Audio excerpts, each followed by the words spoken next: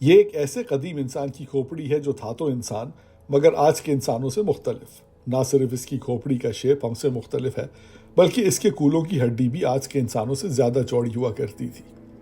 نیانڈرتھالز کے بارے میں معلومات ان کے قدیم ہڈیوں کو جمع کرنے کے بعد ملی ہیں۔ ان کا جسم مضبوط مگر قد آج کے انسان کے مقابلے میں چھوٹا ہوا کرتا تھا۔ مردوں کا عمومی قد 5 فٹ 5 انچ اور عورتوں کا 5 فٹ 1 انچ تھا۔ خوراک کے لیے یہ عام طور پر گوشت پر انحصار کرتے تھے مگر دریاؤں اور سمندروں سے بھی خوراک حاصل کرنے کی مہارت رکھتے تھے۔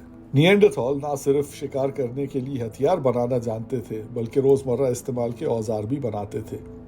ان کا وجود تقریباً 2 لاکھ سال پرانا مانا جاتا ہے اور ان کی آبادی یورپ سے لے کر جنوبی ایشیا تک پھیلی ہوئی تھی مگر تقریباً 40,000 سال پہلے ان کا وجود دنیا سے ختم ہو گیا۔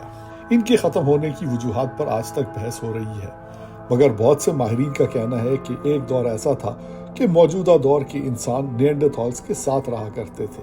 ان کی آپس میں اولادیں پیدا ہوئیں اور نسل در نسل نیانڈرتھالز نے بھی وہی شکل اختیار کر لی جو آج کے انسان کی ہے۔